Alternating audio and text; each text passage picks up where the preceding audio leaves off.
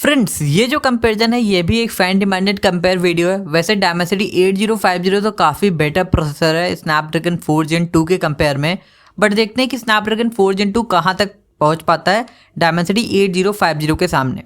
Hi friends, मेरा नाम है गौरव, आप देख रहे हैं टेक रूम।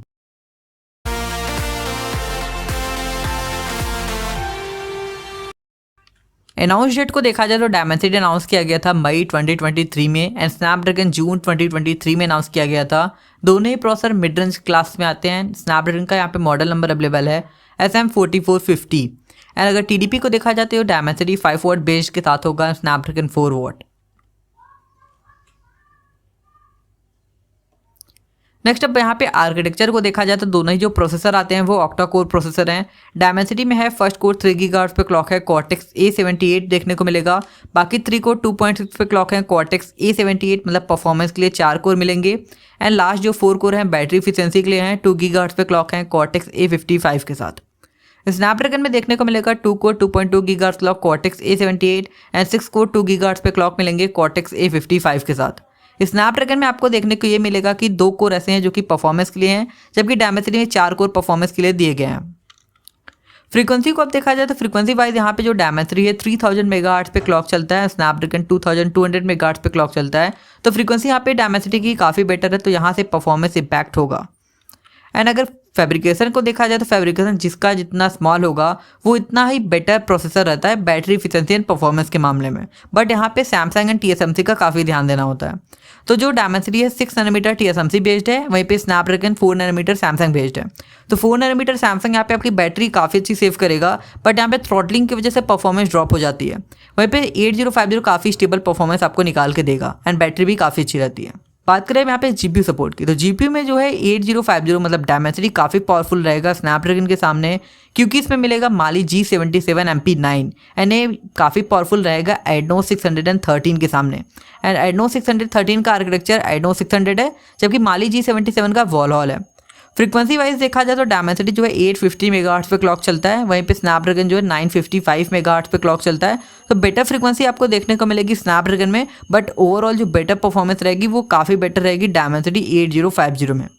फ्लोटिंग पॉइंट से समझते हैं तो यहाँ पे Dimensity का आता है 979 गीगाफ्लॉप्स का स्पीड, जबकि स्नैपड्रैगन का 366 गीगाफ्लॉप्स रहता है, जो कि काफ़ी कम है Dimensity के कंपेयर में।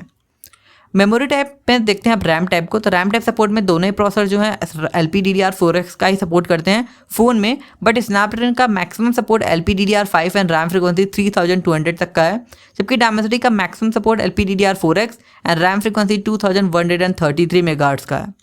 एंड स्टोरेज टाइप को देखा था, स्टोरेज टाइप में दोनों ही प्रोसेसर मैक्सिमम UFS 3.1 का सपोर्ट कर सकते हैं, बट एक्चुअल में स्नैपड्रैगन 4 Gen 2 में आपको जो फ़ोन देखने को मिला है उसमें UFS 2.2 का सपोर्ट मिलेगा, तो वहाँ से भी परफॉर्मेंस काफ़ी कम हो जाती है।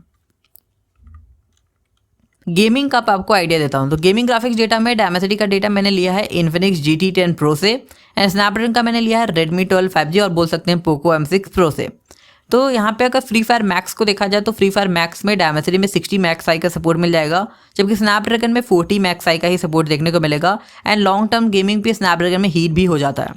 वहीं पे PUBG मोबाइल को देखा जाए तो यहाँ पे आपको 90 FPS का सपोर्ट देखने को मिलता है, स्मूथ प्लस 90 FPS। एंड अगर आप मैक्सिमम ग्राफिक्स पे प्ले करेंगे तो HDR अल्ट्रा के साथ जा सकते हैं, जबकि स्नैपड्रैगन में मैक्सिमम 40 का सपोर्ट मिलेगा, स्मूथ प्लस 40 FPS एंड यहाँ पे मैक्सिमम ग्राफिक्स HD हाई की होगी।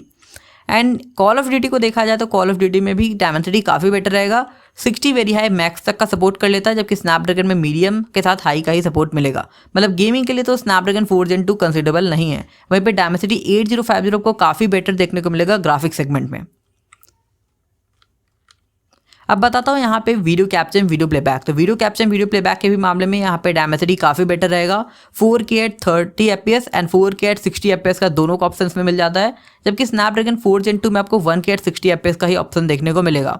ऐसे लोअर वर्जन तो सपोर्ट मिलेगा, बट 2K का सपोर्ट नहीं मिलेगा। बात करिए यहाँ पे डिस्प्ले सपोर्ट की, तो दोनों ही प्रोसेसर 2520x1080 पिक्सल्स के साथ आते हैं एंड NPU ही दोनों के पास मिल जाता है। Dimensity मिलेगा MediaTek APU 570, स्नैपड्रैगन में हेक्सागन 686 के चांसेस काफ़ी हाई हैं। कनेक्टिविटी वाइज दोनों ही प्रोसेसर 5G सपोर्ट करते हैं। 4G में LTE के 21 एंड 18 मिलेगा, मतलब बेटर 4G कनेक्टिविटी आपको डायमेंसिटी के साथ देखने को मिलेगी। ब्लूटूथ टेक्नोलॉजी दोनों की सिमिलर है, 5.2 का सपोर्ट मिलेगा, लेकिन वाईफाई टेक्नोलॉजी में डायमेंसिटी बेटर रहेगा, वाईफाई 6 सपोर्ट के साथ आता है, जबकि स्नैपड्रैगन में वाईफाई 5 का ही सपोर्ट दिया गया है। बेंचमार्क स्कोर में गीकबेंच के 10 यहाँ पे बताता हूँ, गीकबेंच 6 एंथुडो बेंचमार्क 10 का नंबर बताऊंगा। तो सिंगल कोर परफॉर्मेंस टेस्ट पे डायमेंसिटी का स्कोर आता है 1120, वहीं पे स्नैपड्रैगन का स्कोर 920 है, जो कि काफ़ी कम है। अभी आपको यहाँ पे थोड़ा डिफरेंस लग रहा है, क्योंकि स्नैपड्रैगन में भी 2 कोर आते हैं कॉर्टेक्स A76 के साथ, इसका 4 नैनोमीटर टेक्नोलॉजी भी थोड़ा बहुत मैनेज कर रहा है। लेकिन अगर आप मल्टी कोर को देखेंगे तो मल्टी कोर में आपको डायमेंसिटी में 4 कोर मिलेंगे परफॉर्मेंस के लिए, जबकि स्नैपड्रैगन में 2 ही कोर ऐसे हैं जो कि परफॉर्मेंस के लिए दिए गए हैं। तो यहाँ पे डिफरेंस काफ़ी हाई होगा। डायमेंसिटी में स्कोर आता है 3444, वहीं पे स्नैपड्रैगन में आता है 2127। तो ये जो गैप है आपको काफ़ी हाई देखने को मिलेगा। एंड अगर आप मल्टीटास्किंग करना चाहते हैं तो स्नैपड्रैगन में काफ़ी कम आप इस पर लोड दे पाएंगे। अब देखते हैं यहाँ पे अंतुदो 10 के नंबर को। अंतुदो 10 पे डायमेंसिटी का स्कोर आता है 7,39,000 एंड एक काफ़ी हाई नंबर है। जैसे ही आप 5 लाख क्रॉस करते हैं तो आपका जो अंतुदो बेंचमार्क है वो काफ़ी बेटर हो जाता है। एंड अंतुदो बेंचमार्क में बात करें स्नैपड्रैगन की तो ये आता है 4,27,000, मतलब काफ़ी क्लोज है 5 लाख के, लेकिन यहाँ पे आपको परफॉर्मेंस काफ़ी कम देखने को मिलेगी डायमेंसिटी 8050 के कंपेयर में। 3D बेंचमार्क जो कि ग्राफिक्स के लिए है, तो 3D बेंचमार्क में डायमेंसिटी का आएगा 4,503 एंड लिटरली अगर ये 3D मार्क 2000 प्लस जाता है, इसका मतलब काफ़ी अच्छा नंबर हो रहा है ये, लेकिन जितना बेटर उतना और भी बेटर रहता है आपके लिए। तो स्नैपड्रैगन 700 ही स्कोर करेगा एंड यहाँ पे डायमेंसिटी 4503, मतलब काफ़ी बेटर GPU आपको मिलेगा डायमेंसिटी 8050 में। अब बताता हूँ कंक्लूजन कि इन दोनों प्रोसेसर में से कौन सा प्रोसेसर बेटर हुआ एंड 4 Gen 2 कितना क्लोज पहुँच पाया डायमेंसिटी के। तो CPU परफॉर्मेंस के साथ स्टार्ट करें तो यहाँ पे जो डायमेंसिटी है 53 ओवरऑल स्कोर करेगा परफॉर्मेंस में एंड स्नैपड्रैगन का स्कोर 37 होगा, मतलब काफ़ी कम स्कोर देखने को मिल रहा है स्नैपड्रैगन में। वहीं पे गेमिंग परफॉर्मेंस की बात करें तो गेमिंग परफॉर्मेंस में डायमेंसिटी 59 स्कोर करेगा, स्नैपड्रैगन का स्कोर 19 होता है। मतलब अगर आप एक बेसिक फ़ोन खोज रहे हैं जिसमें आपको हल्का फुल्का गेमिंग एंड नॉर्मल प्रोसेसिंग करना हो तो स्नैपड्रैगन 4 Gen 2 से बेटर कोई फ़ोन नहीं होगा। जबकि अगर आपको हाई एंड काम करने हैं तो यहाँ पे आपको डायमेंसिटी 8050 काफ़ी बेटर रहेगा, प्लस में गेमिंग भी काफ़ी बेटर हो जाती है। वहीं पे अगर देखा जाए बैटरी लाइफ सपोर्ट को, तो बैटरी लाइफ सपोर्ट में स्नैपड्रैगन 4 Gen 2 लीड करेगा, बिकॉज ये 4 नैनोमीटर टेक्नोलॉजी के साथ है तो 94 स्कोर करता है। बट यहाँ पे सैमसंग टेक्नोलॉजी यूज़ की गई है तो थोड़ा थ्रॉटल इसमें देखने को मिलता है, थोड़ा क्या काफ़ी हाई थ्रॉटल देखने को मिलता है। मैंने इसका जो है कम्युनिटी पोस्ट भी किया था, तो आप वहाँ से रेफर ले सकते हैं। अब बात करें टेक रूम स्कोर, मतलब मेरा क्या ओपिनियन है कि 4 Gen 2 कहाँ पे आ रहा है, आपको लेना भी चाहिए या नहीं। तो 4 Gen 2 अंडर 15,000 आपको देखने को मिल रहा है, जो कि काफ़ी अच्छी बात है एंड अंडर 15,000 की परफॉर्मेंस काफ़ी हाई रहती है। वहीं पे जो डायमेंसिटी 8050 और 60 स्कोर करता है, स्नैपड्रैगन 4 Gen 2 41 स्कोर करता है एंड अगर आप इसका स्कोर 35 प्लस क्रॉस कर रहे हैं तो यहाँ पे आपकी परफॉर्मेंस काफ़ी अच्छी रहती है। तो 4 Gen 2 एक अच्छा प्रोसेसर है। तो इस प्राइस सेगमेंट में अगर आप एक अच्छा प्रोसेसर खोज रहे हैं, मतलब 15,000 के नीचे, तो 4 Gen 2 एक अच्छी चॉइस रहेगी। वहीं पे डायमेंसिटी 8050 एक क्लियर विनर प्रोसेसर है। अगर आप इन दोनों प्रोसेसर में से कोई भी प्रोसेसर यूज़ करना चाह रहे हैं या फिर यूज़ कर रहे हैं तो ज़रूर बताइएगा, ताकि और लोगों की भी हेल्प हो सके, मतलब अपने एक्सपीरियंस शेयर करिएगा। वीडियो पसंद आई हो तो वीडियो को लाइक एंड चैनल को सब्सक्राइब भी जरूर कीजिएगा ताकि मेरी हेल्प हो सके। Thanks for watching.